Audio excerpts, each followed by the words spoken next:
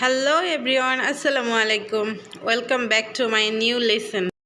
Hope that all of you good by the grace of Allah. This is Moima Akhtar, your study friends.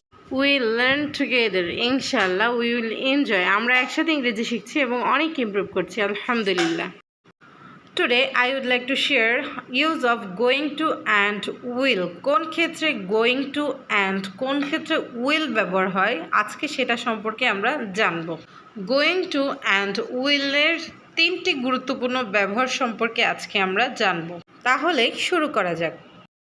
Prediction অর্থ ভবিষ্যতে অনুমান করা। ভবিষ্যতে কোনো কিছু অনুমান করার ক্ষেত্রে will and going to দুটোই ব্যবহৃত হয়ে থাকে।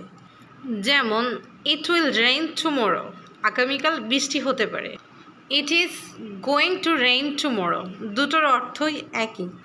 সো সবসময় মনে রাখবেন প্রেডিকশন অথবা ভবিষ্যতে কোনো কিছু অনুমান করার ক্ষেত্রে অবশ্যই will and going to দুটোই ব্যবহৃত হয়।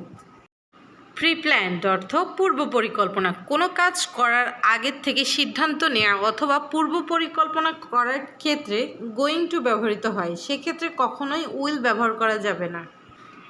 যেমন he is going to start a new job next week, সে আগামী সপ্তাহে একটি নতুন কাজ করতে যাচ্ছেন। She is going to meet her friends tomorrow, আগামীকাল সে তার বন্ধুদের সাথে দেখা করতে যাচ্ছে। We are going to watch a movie tonight, আমরা আজ রাতে একটি সিনেমা দেখতে যাচ্ছি। একটু লক্ষ্য করলেই বুঝতে পারবেন এখানে প্রত্যেকটা কাজ আগের থেকে পরিকল্পনা করা অথবা সিদ্ধান্ত নেওয়া। যত কাজ আগে থেকে পরিকল্পনা অথবা সিদ্ধান্ত নেওয়া হবে সেই সব ক্ষেত্রে গোয়িং টু ব্যবহৃত হবে। উইলিংনেস অর্থ ইচ্ছে, কোনো কিছু ভবিষ্যতে করার ইচ্ছে পোষণ করার ক্ষেত্রে অবশ্যই উইল ব্যবহৃত হয়, সেক্ষেত্রে কখনোই গোয়িং টু ব্যবহার করা যাবে না। যেমন I will call him now, আমি এখন তাকে কল করব। আই উইল ওয়াচ মুভি, আমি মুভি দেখব। He will help you with the project, সে আপনাকে প্রজেক্টে সাহায্য করবেন। ভবিষ্যতে যে কোনো কাজ করার ইচ্ছে প্রকাশের ক্ষেত্রে অবশ্যই উইল ইউজ করতে হবে।